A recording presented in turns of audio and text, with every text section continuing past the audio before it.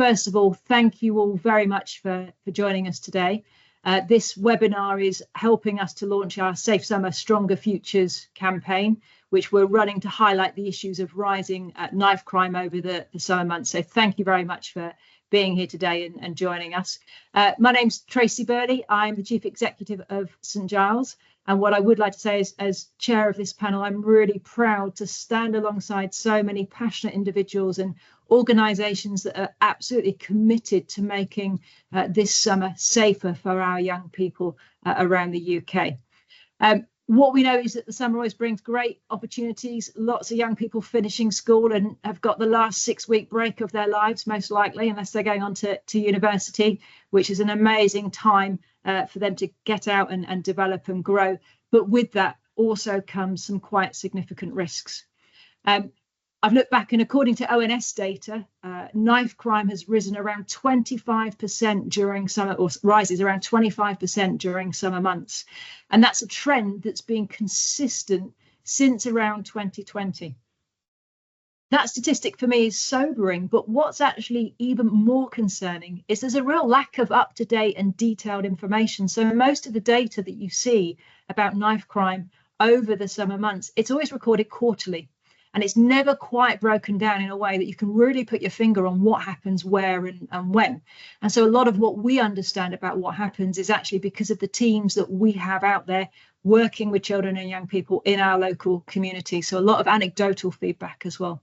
But what that tells me, that lack of detailed data, it really tells me that we're just not paying enough attention as a nation to a group of children whose lives have been shaped and changed forever as we go across a summer period. So as a society, I absolutely believe we are failing them. We're failing an entire generation. These aren't just numbers. These are young people with huge potential. These are people with dreams. These are people whose futures deserve to be protected. And the thing for me that I always say at these types of events, these are people's sons and daughters, grandchildren, nieces, nephews, you know, family, neighbours. These are real people that we are encountering every day. And knife crime isn't what everybody necessarily thinks in terms of where these young people may come from. Actually, people come from a wide variety of backgrounds. Talking about our campaign, at the heart of our campaign is our absolute belief that lived experience, which is in the DNA of St Giles, will change this. Lived experience literally changes lives. And we know for many young people, it is the voice of someone who's walked in their shoes who can really make that difference. And lived experience doesn't just inspire, it transforms and it builds trust, it opens doors, and it really does show young people that change is possible. And we're not naive about the challenges either, but we are hopeful. And because for us, every conversation, every intervention, every safe space we create this summer is the step towards a stronger future and better opportunities for the young people that we're working with.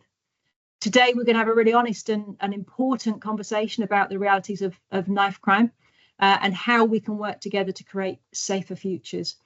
We're joined by a panel of individuals who all bring a unique and powerful perspective to this issue. So first, I'm delighted to welcome David Wood, an award-winning crime correspondent at The Times. And David spends a great deal of time actually in courtrooms reporting on the devastating impact of weapons crime.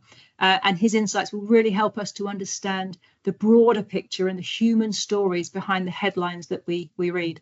Next up, we're going to hear from our colleague Des. Des is a lead mentor working in our schools supporting young people at risk. And Des brings a wealth of frontline experience and a really deep understanding of the issues that young people are facing today. And I am, Des, just going to embarrass you. Des also won a national award a few months ago. So this guy's good. Following Des, we're really honoured to be joined by one of Des's former mentees, Isaac Sekamate. Isaac has a kindly agreed really to share his personal journey and the support that he received from Des. So we can hear both sides of that story, which is incredible. And we're going to hear a little bit, hopefully, about where Isaac is now. I think that is subject to internet connectivity, so we'll see how that goes.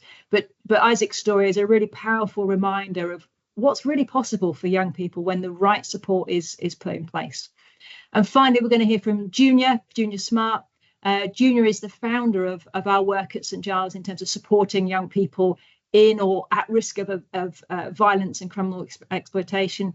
Very much now a leading expert in his field, and continues to shape not just what he does at local levels, but national conversations and interventions to really try and drive systemic change. So really incredible panel that we've got here today, and I'm really excited to hear what everybody's got to say.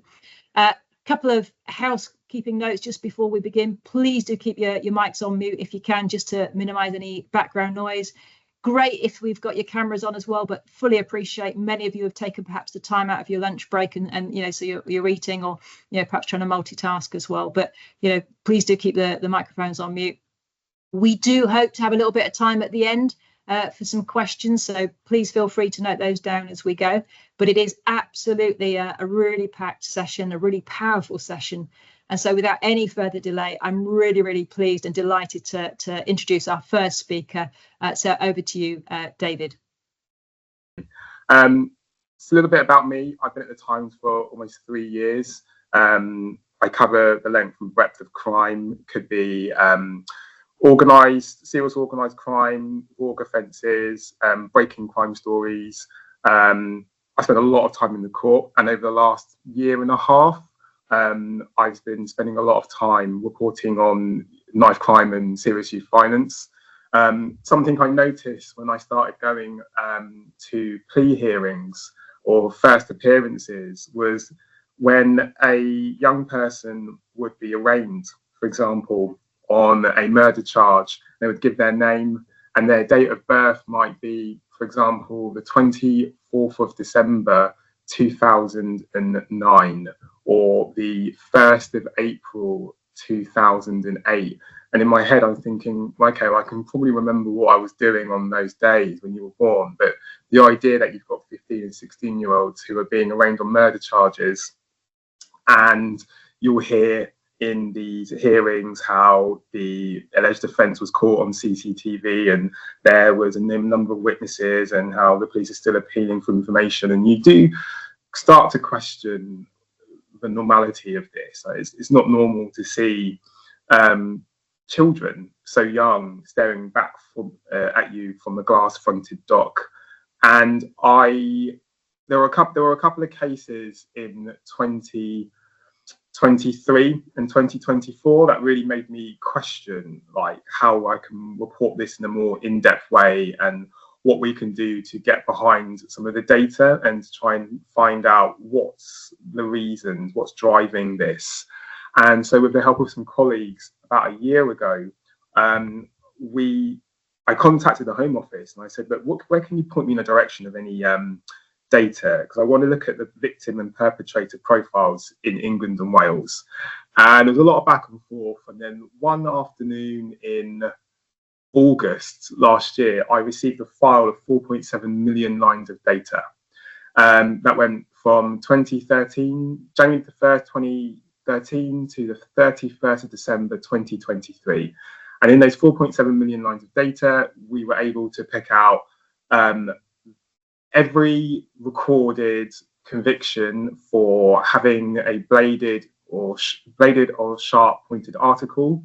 And we also were able to see how many people had died by stab wounds or by a stabbing incident. And the thing that really surprised me was there was a huge disproportionality in London. So everywhere outside the country, every other police force, we have 42 other police forces outside of London. If you were white and male in your 30s, you were more likely to be sentenced for a knife offence. In London, if you were black, male, and between the ages of 18 and 20, you were more likely to be sentenced for a knife offence.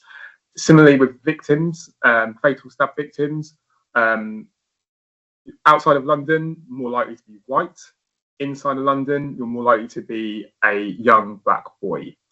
And we started looking at, demographics, and we started looking at per 100,000 population data. And I went to the Met and I said, look, I really would like to speak to the Commissioner about this, because he's alluded to it in previous interviews, but I wanted to kind of find out what he thinks. He's the person who's the most senior police officer in this country, And when he talks, generally people tend to listen, and his remarks will tend to make news. And he said something that I will never forget. He said, if I was to take you to a late term briefing anywhere in London, and you asked an officers, how many of you returned to the station at the end of your shift in the last year covered in blood because you tried to stop a young person from bleeding out? He said the majority of hands would go up. And it's quite a vivid and stark image. And so we kept digging, speaking to families of children who have been killed on their way to school, killed as they waited for buses, killed as they had, social media beef spilled out from URL to IRL. And we spoke to prosecutors and youth prevention teams. I remember I spoke to Junior Smart here at St Giles, and it just got me thinking that the onus is on us, as well as the press, to really try and tell these stories in ways that reach people. Because I know that there'll be a lot of people who say, oh, well, same faces, same names. And actually, you do tend to ask yourself, when it isn't the same face, when it isn't the same names,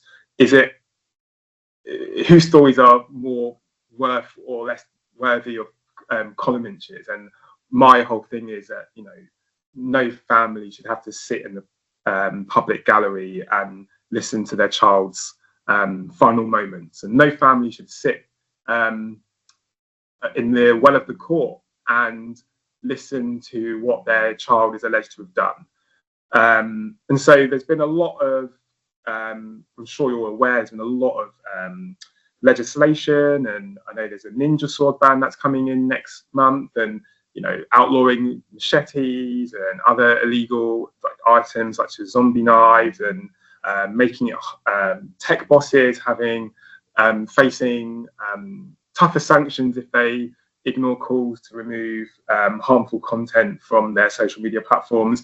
All of that's really positive, but I also ask myself, is it cutting through? Is it reaching the people who need to hear it? And quite often, I'm not always convinced, because, as much as I love everybody to read the Times, I know a lot of young people don't have access. We have student subscriptions, but they might not be able to reach it. So we're always looking at what we can do to maximize other social platforms. And so our podcasts are free, and we're doing a lot of work on TikTok and social media. And I kind of wanted to give a shout out to him because you're going to hear from him soon. And he'll be able to tell his story in a way that is personal and unique to him. But I had the pleasure of meeting and speaking to Isaac. We met in January this year, and then he agreed to speak to me as part of this series on knife crime.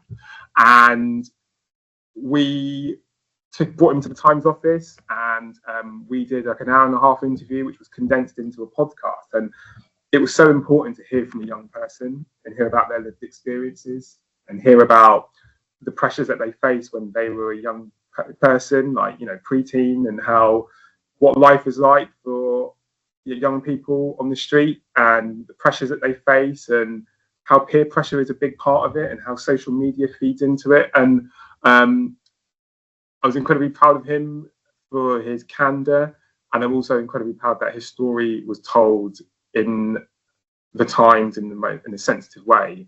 And he'll be able to give you a lot more background to that. But I also do think it's so important that when we try and unpick these social dilemmas and political issues, that we don't forget the young people and the people with lived experiences, because they're the people who will be able to shape how policy is created and how issues are tackled. I'm aware that I'm running to time, so I'll wrap it up. But I would just say, really grateful to be asked for this, because essentially I'm just a reporter at the end of the day. I spend my time running around the country. I can probably rate every Crown Court between here in Birmingham and straight towards East Anglia, because I spend a lot of time out reporting. But it's something that I feel is really important, because you learn a lot about what's happening out on the street. You learn about the issues that people are facing. You learn about how communities are devastated by youth violence, by antisocial behaviour, by cuts to public services. I think, you know, between 2010, 11 and that ensuing decade, there was at least £1 billion worth of cuts to youth services in England and Wales. People still feel it today, and I think, you know, raising awareness of knife crime around the summer holidays and keeping young people safe is really important. And so, you know, you're all kind of practitioners in your field, so I really hope that there's a lot to take away from this and see what we can do to make sure young people and communities are safe, because essentially, you know, this is a difficult time for us, especially for reporters. Like the summer months, you know, you do sort of see a spike in violence, and you know, we know that when there's kind of football on, you see a spike in domestic violence. If it's a long hot summer, you do see a spike in serious violence. So while we're all looking forward to having a long holiday and enjoying what's, you know, what's to offer, it's always something to think about. So thank you for having me. It's been a real pleasure, and I'm just going to be in the background. So look forward to the rest of the session. Thank you. That's great. Thank you, David, I think, for that really powerful insight into the realities of knife crime and serious youth violence. I think the big takeaway for me, it's a really stark reminder that often here we're talking about children. You talked about 15, 16-year-olds. I thought your observations around inside of London, much more around Black people, and outside of London, less so, is really interesting as well. And I'd love access to your 4.7 million lines of data. I love the data. I hear so much of the human story from the team, who are incredible at feeding it back. But yeah, perhaps we can catch up separately about that, because it would be amazing. I also think, you know, your points as well, and for the people on this call, you know, no family should sit in court actually and hear the things that they're hearing, whether they are the family of a victim or a perpetrator. And often, obviously, with perpetrators, there being children who've been exploited or led into those situations. And I can't imagine those moments. I think, again, back to my point earlier, you know, these are children, they're families, they're people that are related to people. And that must be really, really hard for people. I'm going to move us on. So really now pleased to introduce Des, our colleague and a lead mentor working in schools, supporting young people who are at risk. Des really does have a wealth of frontline experience and a deep understanding of what young people are facing. And Des, I know you have so much to add to this story. I've heard you talk many, many times today. I'm sure I saw Isaac join the call just now. So it'd be really great if we could bring Isaac in on that as well, because I'd love to hear from him. So over to you. Thank you, Des. Tracy, you're so right. I work in the school since 2018. I'm one of your original embedded mentors.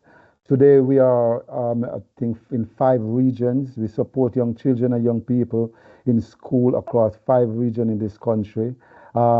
We definitely get some of that data that David talked about.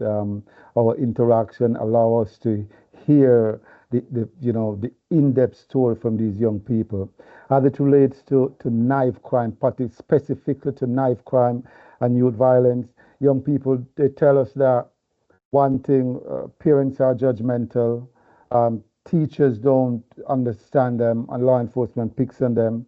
They tell us that from respect to friendship group all the way to the next extreme of fear and protection, they carry knives. They tell us that they don't have nobody that they can trust. They tell us that sometimes in their home they lack necessary resources. In their community, they lack resources in their community, safe spaces where they feel safe that they can go. As a result of that, they are faced with the push and the pull factors that push and pull them in negative engagement with members of the community that are engaging in criminal activity, criminal gang activity.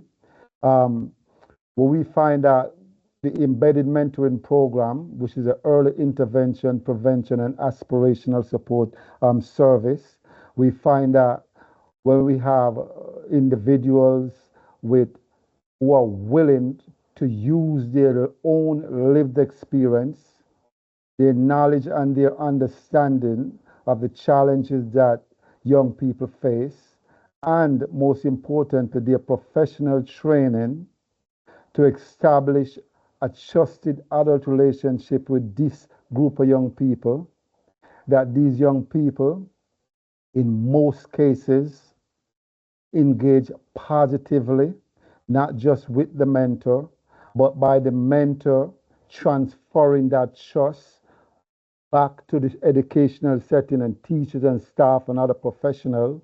We find positive improvement in not just how those young people see themselves, but more importantly, how those young people see support structure, the courage and their curiosity. As a result, they become more confident.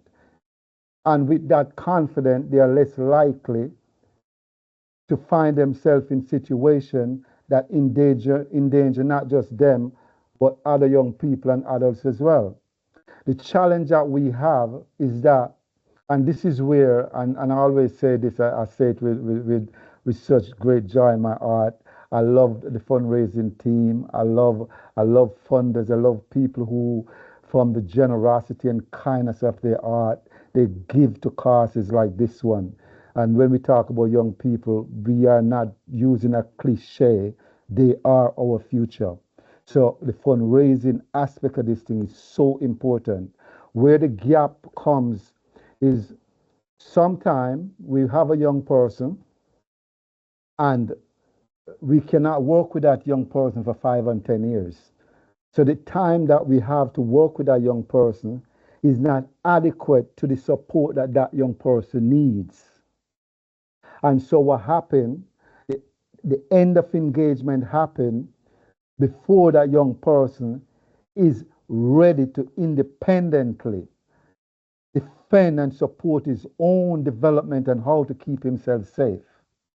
So what we have happening as a result of that is that while the young person is on the program, all green lights in the improvements data, good attendance, good relationship with staff, improved relationship at home, appearance up to standard, attitude uh, a positive attitude, behavior is just on point.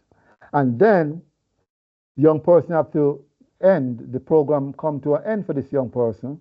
And in short order, 2 months, 3 months, and the young person begin back in that downward spiral. This is even more dangerous when it comes to school break time. Like now we're coming up on the summer break. So all the support that our mentoring, embedded mentoring program is giving to these young people, all this improvement that we are seeing, now these young people have 6 weeks out in the community. Some of these young people get emotional when I talk about this. Some of these young people, they don't have money to go on holidays overseas. They don't have money, a family member to go stay with. So that 6 weeks, they are right in the neighborhood, in the community, on the estate where most of their challenges emanates from. So what we are saying with this summer campaign, and what we are saying to funders, and what we are saying to partner organization, what we are saying to our own SOS case workers out in the community, your support is beyond priceless to these young people. Without this type of support, our young people are in danger. They are in danger, and the danger increases. It's not emotional or blame game, or it's the facts. It's the truth. It's the truth. We have to come what we call all hands on deck, all approach, We have to complement each other. We have to support each other in this important challenge that we have. The head of education at St. Giles Church, Steve Warner, in 2018, when I first met him at St. Mary High School, this was my first job. As you know, a lot you guys know, I'm an ex-offender myself. I leave school when I was 12 years old. I come from a poor background. I was a street kid. So when I get my first job in the professional space, I was there with Steve Warner in his school in St. Mary. And one of the things that Steve Warner advocate was the embedded mentoring program, utilizing the lived experience and the knowledge and the professional training to support children and young people within the educational setting. But Steve Warner also advocates something else that is very important to this discussion. And that is what he coined as the beyond the gate approach. And when he said the beyond the gate approach, he was talking about beyond the school gate. So the kids are safe to the degree that they are safe when they're in school. And we expect that when they are in their home, even though they might be poor and lack resources, there are elements of safety there. But who protects them when they're in the streets? What happened to them in the summer when there's no school, when they can't go on vacation? And that is where the beyond the gate comes in. And that is where we all have a responsibility to this beyond the gate thing. And as some of you guys know, one thing with Desmond Skies, he loved to chat.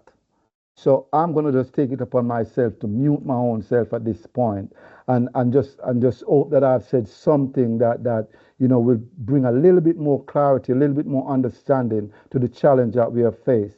And I'm going to ask, I don't know if I turn it back over to Tracy or I myself introduce Isaac, but Isaac is one of my mentees that I worked with when I first came into the program 2017, 2018. I know Isaac is a grown man.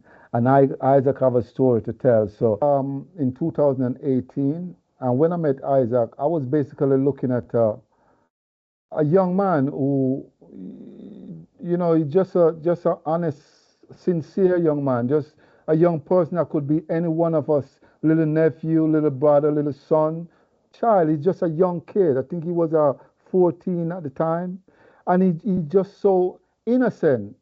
And when I'm looking at a young person like Isaac, I'm thinking to myself, my God, this kid is in danger. This kid, we might not see him tomorrow.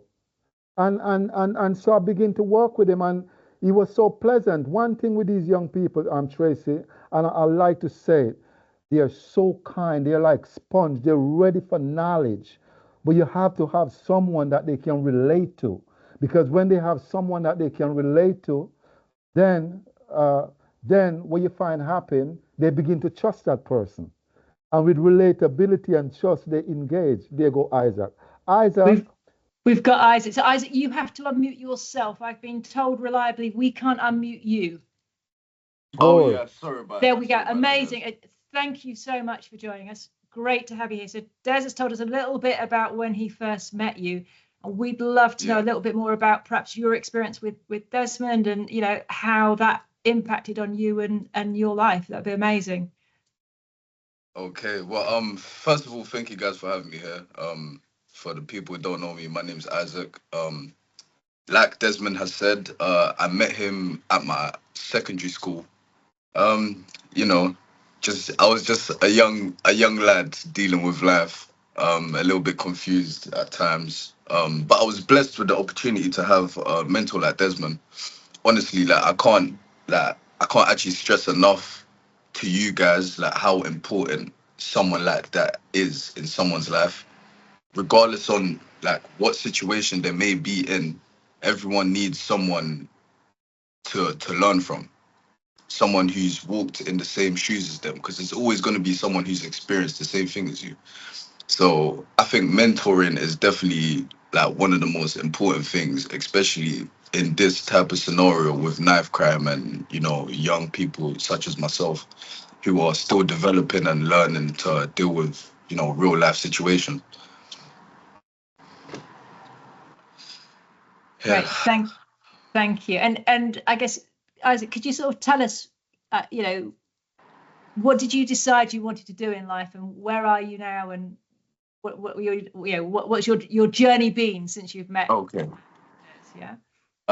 Since I met Desmond, how old is that? Like I'm pretty sure I was around 14. I wasn't really a bad kid, but I was still surrounded with negative things, of course, and that also later on down the line led to a negative decision. So after I've now dealt with these decisions and I've had time to, isolate from certain situations, because in case you guys didn't know, I was just released from prison last year.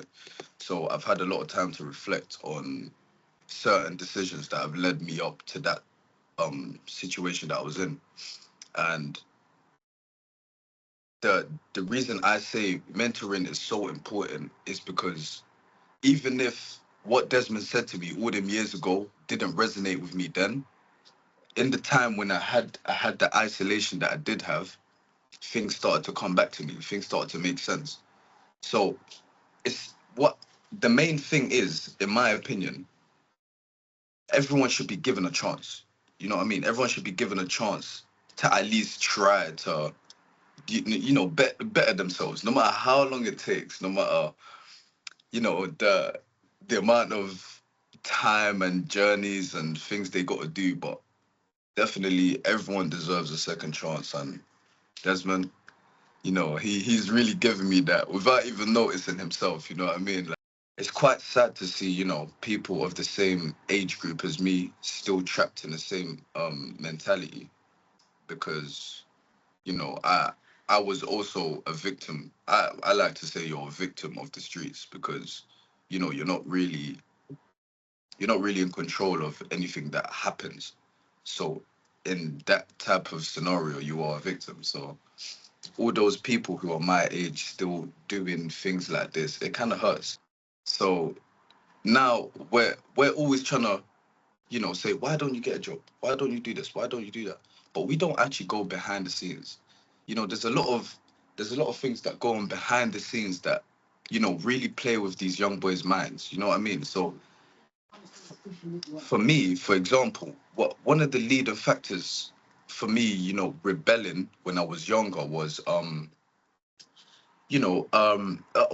the word called? You know when you get mistreated because of how you look. The police, just my neighbors, people in my community, people cross the road when they see me. That them small little things like that, they really mess with someone's psyche, and then they, especially at a young age, makes them feel like they're not good enough to do certain things. And when you feel like you're not good enough to do something, you wouldn't never try it. That's just the honest truth. So a lot of these kids will end up living their whole lives without actually giving themselves a try. That's what the issue is. They don't have hope in themselves, you know? So without that, they're not gonna want to do anything with themselves other than what they already know. It's so easy to just be in the streets and just break the law every day, and you know what I mean? Of course it is.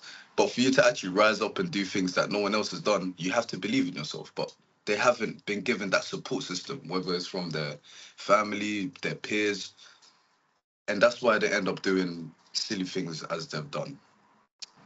Isaac, Thanks.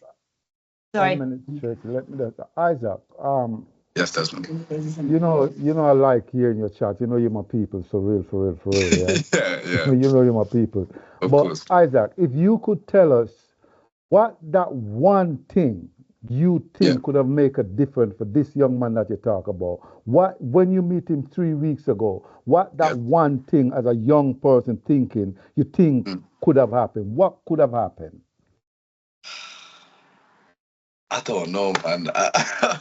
Do you know what it is? I wish I could say that, you know, one conversation can really change things around 360 in someone's head. But especially as we know, when we're growing up, we're very stubborn. You think you know everything, because you're living that type of situation. But I think something that could have definitely changed that situation is his friends. If the people he was with told him, you know what, he's right, man, let's listen to him. Like, why are we doing this? It doesn't make sense. Because there's something called the sheep factor. People follow what other people do, even in your friendship groups, without you realizing that's what you do. So if his friends started to act a certain way or do certain things that are a little bit more positive, he wouldn't have been in that situation. But there's a lot of factors that lead up to someone making a decision like that to, pull a trigger and eventually practically almost kill someone. You know what I mean? Especially at a young age as well. So I'm not really too sure, to be honest. I wish I could give the answer, but definitely, you just gotta try, man. You gotta try intercept their friendship groups. That's the main problem. It's the friendship groups. Because once you surround yourself with like-minded people who all trying to do the same thing, regardless of how long it's gonna take you, day by day, you will get better, 100%. So definitely, I think if he was very mindful about who he was hanging around and the type of things they were doing, then he wouldn't be in that situation. Yeah. Thank you so very much, man. I don't even know. I don't even know how to say thanks to you, man. And I just want to say to you, Isaac, man, just keep doing what you're doing, man. Keep climbing, because you know that, what we talk about curiosity and courage lead to self-confidence. And you're confident right now. Don't make nothing dim that. Yeah. You understand? I appreciate it, man. Yeah. Thank you so very much, man. Thank you. So thank you both. I feel absolutely honoured to be in the presence of both of you as such extraordinary individuals. Absolutely amazing. Yeah. Isaac, I know you were certainly never a bad kid. You are inspirational. You really are. Your reflection, your thoughtfulness. Listen, I'm watching the chat, and all I can see in the meeting chat, you may not see it on your phone. All I can see is, wow, this guy's amazing, right? So, you're really like, when you get to my age, we count the thumbs up and the happiness in the chat, and that's our successful day. But you nailed it. So absolutely fantastic. Your points that you've really drawn out there, I think, you talked really about people they judge too quick, right? You do something, your skin's the wrong color, you're wearing a hoodie, you're in the wrong place, and there's this judgment, when actually what people need is a bit of belief and a bit of hope, actually, in younger people today and their future. So what I would like to say, that I'd love to meet you one day in person. I've got so much to learn.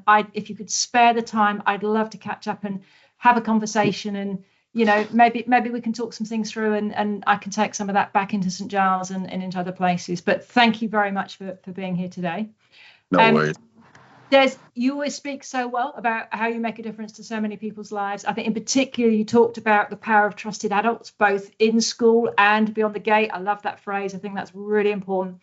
And again, it's children and young people. These are not adults. These are not people that have sort of grown up in with the kind of support, relationships and friendships that people need. So you talk so well about that. Thank you. And what I would say, that power of trusted adults really for us at St Giles is sort of embedded through the lived experience. People that have been there, done it, understand how to walk in those shoes, and that's why it has that profound and really transformative result in terms of interrupting cycles of harm and violence. I do want to draw attention just in the chat. I did see Avril absolutely rightly points out this is also about girls, absolutely, and all of our programs typically work with young children, male and female, and of course we know young women are all too often pulled into things like sexual exploitation and coercion within a gang context, victims often of sort of emotional manipulation and those sorts of things, and often actually being used to carry weapons or drugs. So absolutely. And I love the quote, 1 million mentors. We're certainly campaigning now to get a mentor in every school, every hospital, every custody suite, because we need to interrupt these cycles of violence. We need to help get these kids out of there and give them some hope. So thank you both very, very much. It's now my absolute pleasure to introduce someone whose work has not only transformed lives, but reshaped how we all think about rehabilitation, youth violence, and really led changes at community level. And that is Junior Smart. Junior is the founder of our SOS project, which was a pioneering peer-led initiative that supports young people at risk or of serious violence, including knife crime. And Junior's Voice really is one of authenticity, compassion, unwavering commitment to change. And we're really fortunate to have him with us here today and to share his insights, to challenge our thinking and to help us move from a conversation into action. So please join me in welcoming Junior. Thank you. Thanks so much, Tracy. What can I say? Yeah, this is huge. And what I can only say really is what St. Giles shows what happens when purpose meets purposeful action.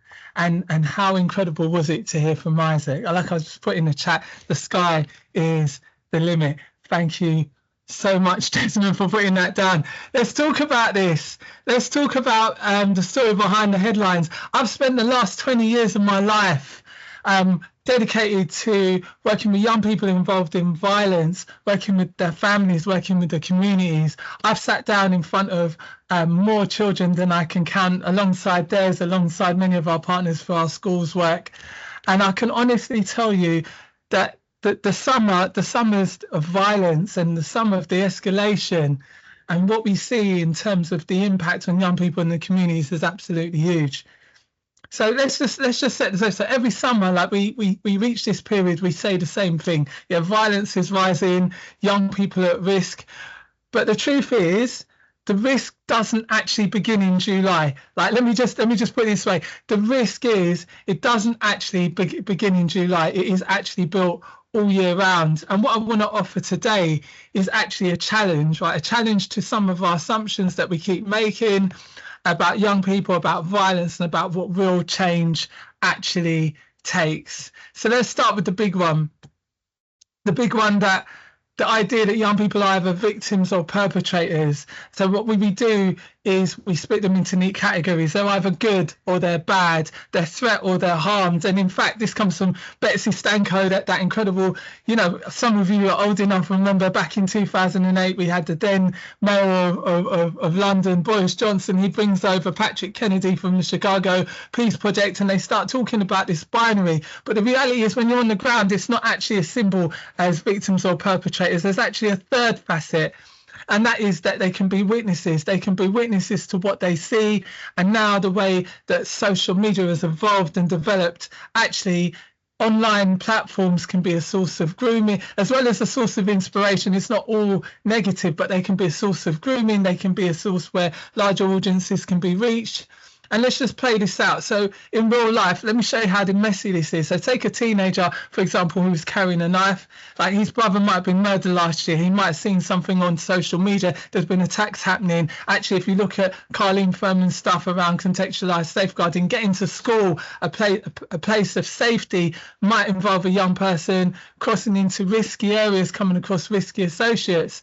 So he's scared. He's scared on his way to school, and no one's asking how he's feeling. Yeah, that's the thing that the system doesn't capture. How are the young people feeling about it? But someone has told him, look, if you roll with us, we'll look after you. Actually, he's seen it. Like you carry this knife. Actually, if somebody steps to you, you can draw that knife. For a girl, for example, it might mean that she's with a few of her friends because it's safety in numbers.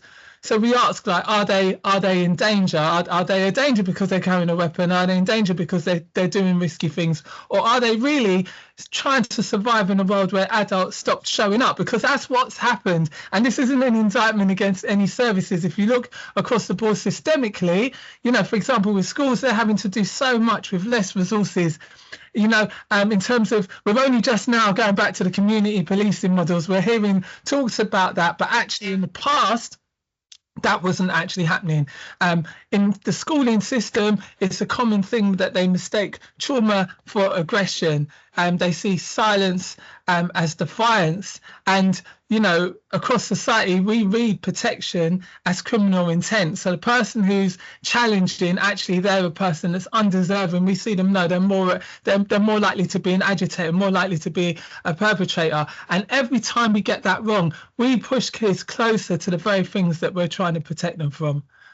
So why is summer a flashpoint? Well, I say, like I was saying, yeah, actually it's built all year round. We see that violence spike in the summer, and let's not just pretend it's at a nowhere out of the degrees centigrades, rising. Like yesterday was like really hot temperatures. But let me just put this across to you in a few things I wanted to just roll out real quick. Firstly, there is a loss of structure and routine. So when school ends, so does the daily rhythm that keeps many young people grounded, especially those that are already struggling. For some, school is more than education. It's a protective factor. It's the only place where someone checks in on you if you've eaten, slept, or even made it insane. Actually, that's why we talk about food, this concept of the summer hunger. I don't know if anyone's heard of this, but this is the fact that a lot of people have been overlooking, because when a child is in school, they get access to a school meal, they get access to an affordable school meal, and when the schools close, that simply does not happen.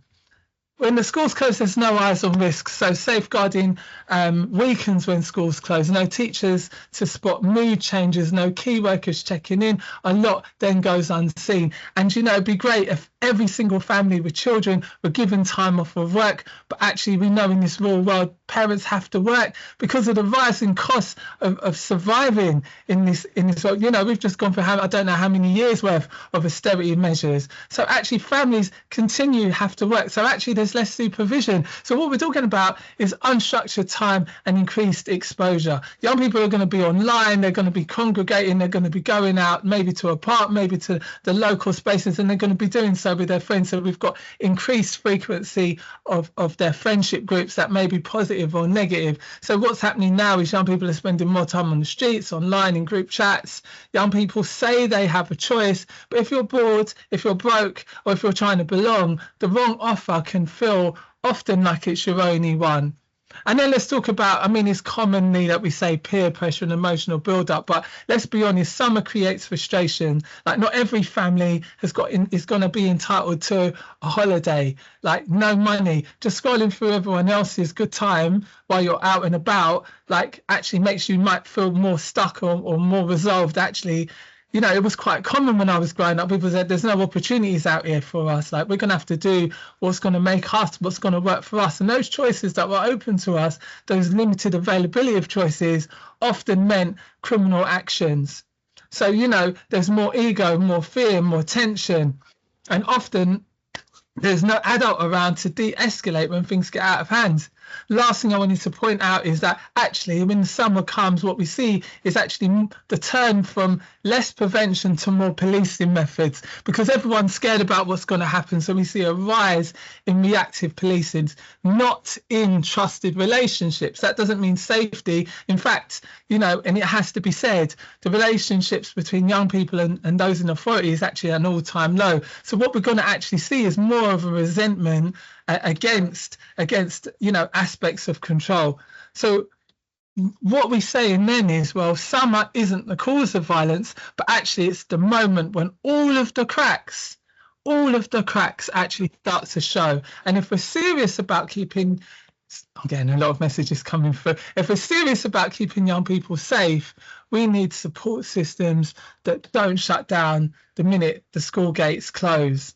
So what's missing in the current response? Like, there are brilliant people working really, really hard in this space. But ultimately, the problem we've got is systemic failure. The system sets people up to fail. So, if you think about the fantastic work that we do within St Giles, that actually the limits that were set around that, one of the things we're so proud about through the work with SOS is these were non-time bound caseloads, because when I was looking around, what you see across services, they're given 6 weeks to take on a referral slot.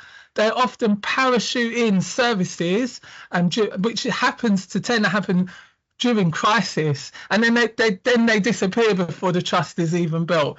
And what happens alongside lots of other services is they spend more time building databases than they'd ever spent building relationships. And often across the board, what you hear people talk about trauma-informed practice, but actually what that really equates to is giving workers 6 weeks to fix maybe a decade's worth of harm. If we want real change, we need long-term presence, not, and I will say this, not not drive-by support. Consistent, trusted adults, not a revolving door, and support that listens and before it actually acts. So let me tell you how this thing works with St Giles, because we've seen it, and we've seen across the country, like lived experience, like not just testimony. I don't believe somebody talking about their past actually changes that much, but what we can show people is by example, like real leadership, whole family support, not just fixing the so-called problem child, consistent and honest relationships, the kind that just doesn't start with what's your risk level, how are you really. But change doesn't happen just because of a program. It happens because someone showed up. When you look about what Desmond done, someone showed up and kept showing up. And they show up even when the young person pushes back, even when the other systems will say, no, actually, that child has failed. And even when it gets messy. So, yeah, I'll say it. It doesn't always look pretty on the spreadsheet, but it's what we need to stop relapse, and it's what builds hope. If we want safer summers and safer futures, we have to stop asking children to change while the systems around them actually stay the same. If we say every single child matters, we have to believe that every single child, children like Isaac, have got potential, and we've got to see that potential brightly and clearly. Even if they're holding a weapon, even if they're holding out, even if they're doing risky things, because I personally believe the truth is every single child is reachable, but only if we're willing to change how we reach. Like, so you're not just part of the audience today, you're part of the solution. Let's stop managing harm and let's start building hope. You know, that's all I've got to say. Thank you. Junior, you said quite a lot. Wow, as ever, a real pleasure to listen to you. So thank you so much for all of that. I'm not even sure how to begin to summarize that. I'll do a very quick job, and then I think we can probably manage one question from the audience if anybody does have one for one of our panel members. But you're absolutely right, Junior. It doesn't start in July. It is a year-round programme. And I would like to say thank you for really challenging our typical narrative of the victim and perpetrator. Yes, of course, children, they are witnesses. They are impacted by their own experiences. They are subject to broken professional relationships. They're scared children. They're those that lack the structures that we need to enable them to get on all year round. They're survivors of the system. They're hungry. They're living in poverty. So really great reminder for you to put that out there. And I think that the big thing for me, lived experience, yeah, it's not just about testimony. Lived experience isn't telling your story. It's really understanding someone else's and how you can then walk alongside them and listen at a human level, not as a statistic or a number. So thank you so much. If you'd like to find out more about the campaign, please do visit our website. There are details on there, on the homepage for you to access. A huge heartfelt thank you once again to all of you, but a special thanks to our incredible speakers. So David, Des, Isaac and Junior, thank you so much. Thank you for all of your insights, your honesty and your commitment to what actually helps us make this conversation a really powerful conversation. We hope today has sparked some ideas. There's certainly some stuff in the chat I've seen I want to go back and have a little look at. And hopefully we've got a good, strong sense of shared purpose as we head into these summer months. Let's just keep going together. We've absolutely got a good fight ahead of us, and we need to do more. We can do it together. Thank you all very much.